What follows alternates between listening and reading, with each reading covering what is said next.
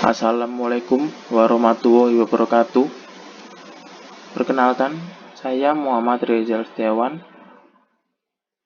NIM 301171035. Di sini saya akan menjelaskan tentang Codes 12 Rules. Oke, apa itu Codes 12 Rules? Codes 12 Rules terdiri dari 13 aturan yang ditetapkan oleh Edgar F. Codd dan seorang pionir di bidang relasi untuk database. Mereka mendesain dan menetapkan kriteria-kriteria tertentu yang dibutuhkan dari sebuah sistem manajemen database. Yang pertama, Rule 0. Sistem merupakan relational database management system, maka semua data dalam database dapat diatur dan diakses meskipun berada dalam tabel yang berbeda melalui suatu hubungan. Contohnya, ada tabel A yang memiliki nomor kode untuk suatu hal masing-masing.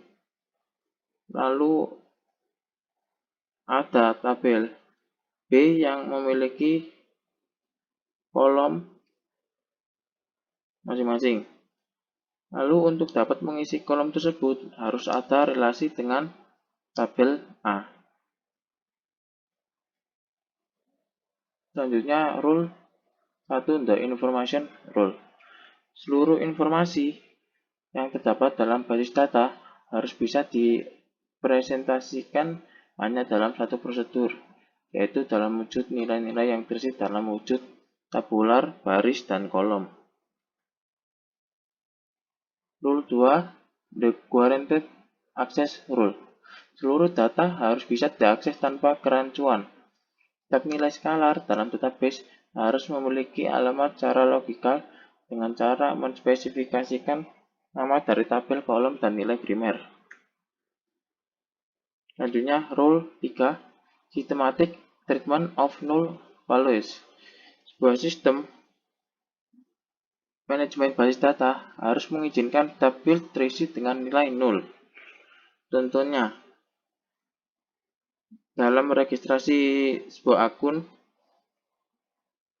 terdapat field yang diizinkan untuk tidak diisi terlebih dahulu, seperti tinggi badan atau berat badan. Lalu field tersebut harus diikuti dengan atribut 0 dan bukan primary key. Rule 4, Dynamic Online Catalog Based on the Relational Model. Semua database yang dibuat harus disimpan dalam sebuah sistem katalog yang bersifat online, sehingga dapat diakses kapanpun oleh user yang memiliki izin tersebut. Rule 5, The Comprehensive Data Sublanguage Rule.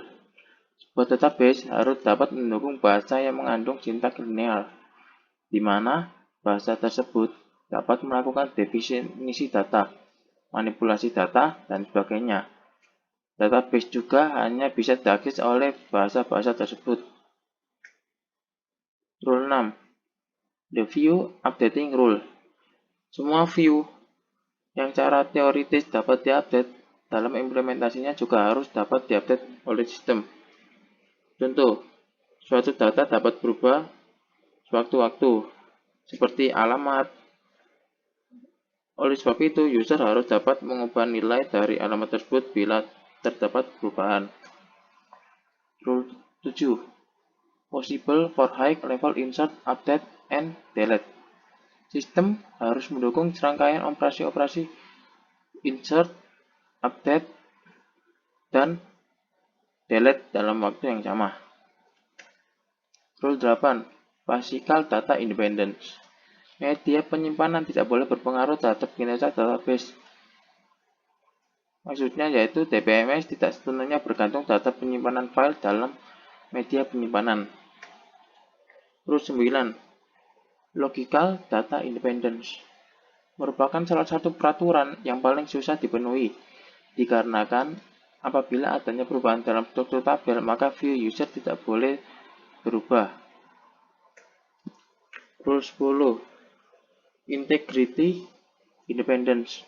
Integritas data harus dispesifikasikan secara terpisah dari program aplikasi dan disimpan dalam katalog, dan memungkinkan melakukan perubahan tanpa mempengaruhi aplikasi yang telah ada.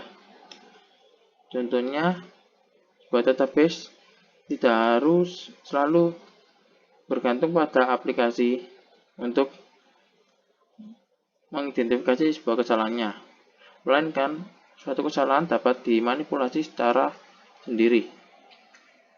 Rule 11. Distribution Independence. Distribusi atas bagian dari database ke berbagai lokasi harus dapat diatur sedemikian rupa, sehingga tidak terlihat oleh pengguna dari database tersebut. Lalu, yang terakhir, Rule 12. The Non-Subversion Rule. Peraturan ini menjelaskan bahwa akses tingkat rendah diperbolehkan oleh sistem, maka sistem tidak boleh mengizinkan adanya perusakan, pemanipulasian data, atau menembus security yang ada. Mungkin sekian penjelasan saya terkait Code 12 Rules. Kurang lebihnya saya mohon maaf. Wassalamualaikum warahmatullahi wabarakatuh.